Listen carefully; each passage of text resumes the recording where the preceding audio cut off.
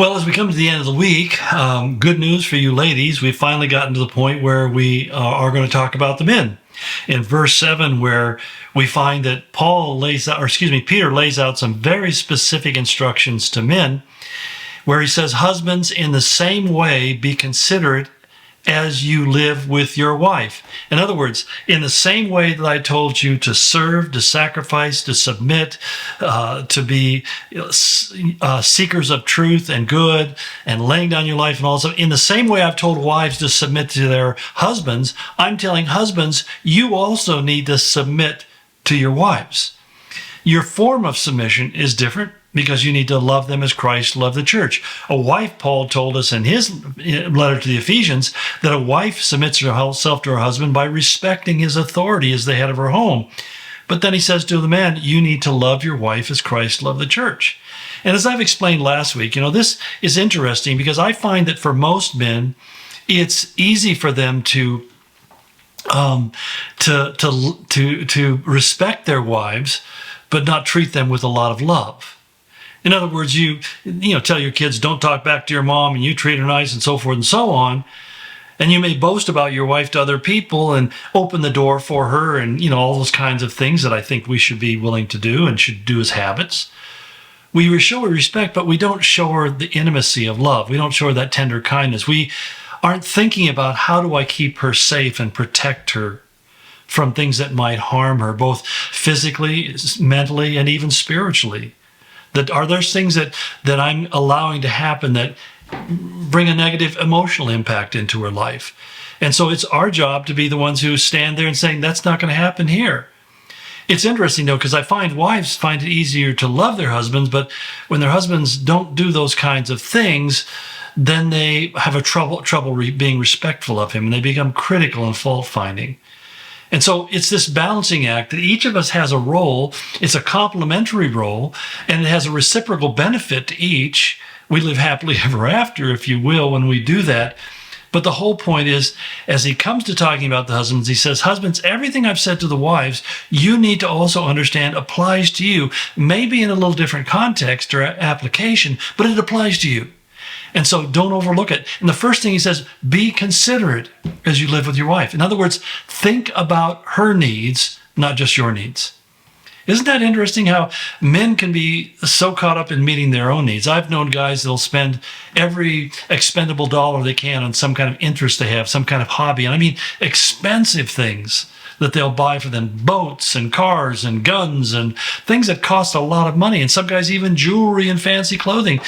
And never really think about their wives because they think it's all about them being the peacock and them being happy and them getting what they want. And he says, that's not the way we're supposed to go through life. We need to be thinking about, what can I do to bless my wife? What can I do that would make her happy?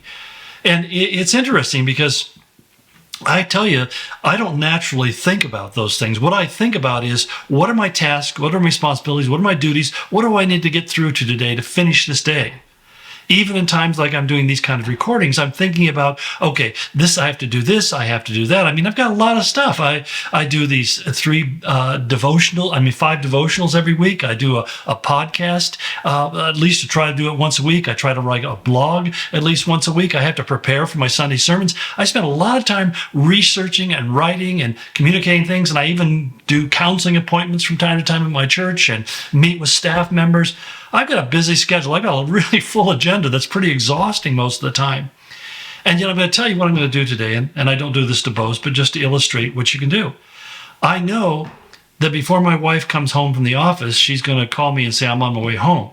And I know there are things that I can do to make that enjoyable for her. I mean, there are things that she wants to see done before she gets home. She wants the garbage collected and put out on the side. She wants the mail to be picked up so she doesn't have to go out to the mailbox and pick it up. I mean, there's a lot of things. I can fix little things for her that she enjoys. And that's really my opportunity to be able to say, and when she comes home, we're going to go, especially in this time of year, we'll sit out on the patio, out on the deck, and we'll just have a nice drink and we'll talk to each other. And I'll ask her, how was your day? And you see, that's the whole idea, is when they know that you're showing interest in them, they feel safe.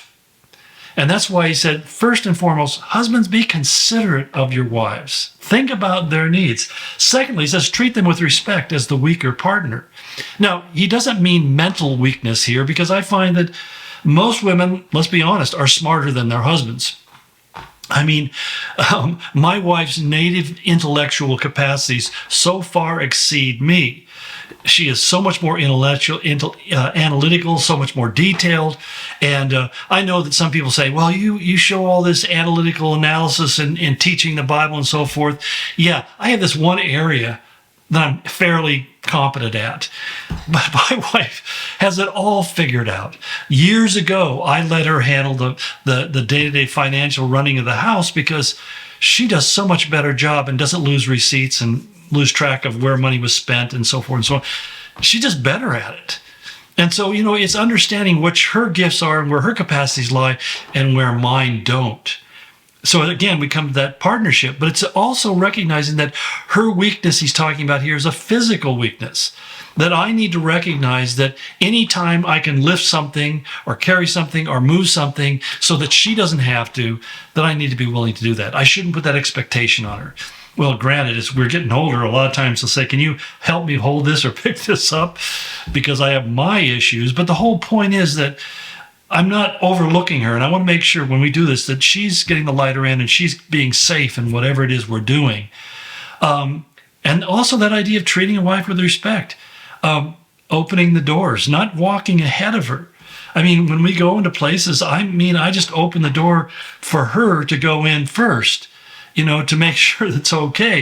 If we're going into some place where it's kind of sketchy, I'm going to go first, because if there's any problem, I want me to be the first one they come to. We even have this arrangement, especially when we travel, that when we stay in hotels, I always sleep on the side of the bed that's nearest the door in the room, because if somebody comes in and tries to do something, they'll get to me first.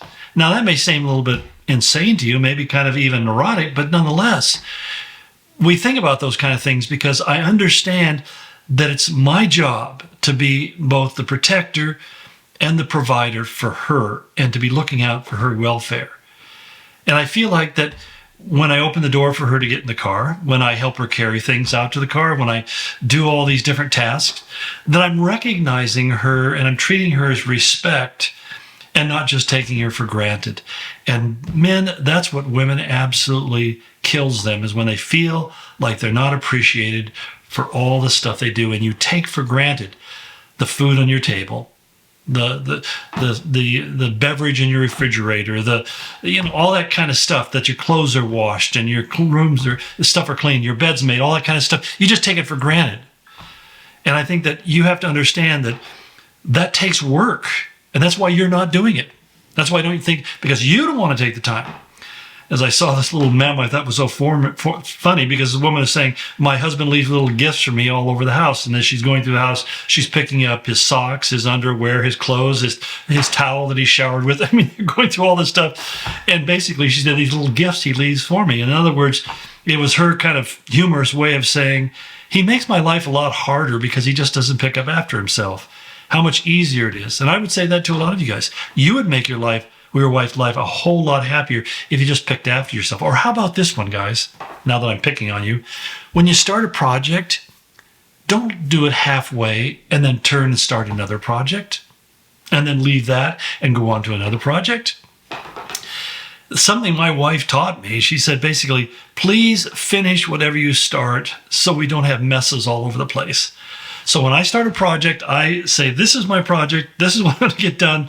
And when I've completed that, then I will go next do something else. Now, if the plumbing breaks, obviously I've got an emergency and I have to break away. But the whole point is, my wife loves orderliness. She loves structure. And as I try to tell my kids is, your life is a lot more sane when everything has a place and everything is in its place.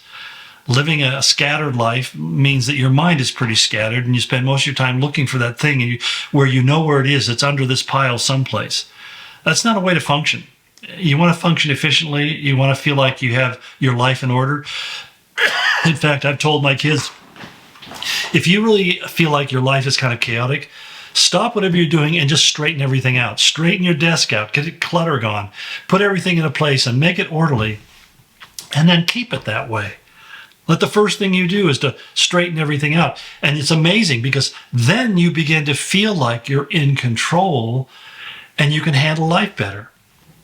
That's why I think it was Jordan Peterson who said, don't tell me how to run the world until you've learned how to clean your room. And I think that's really kind of a truth, that until you've learned how to clean up your own area and live in a organized and decent way, you're nobody to tell other people how to live their lives. Boy, have I been a tattler today. Anyway, we're not done, guys. We're going to have to pick this up next week. So thanks for hanging out.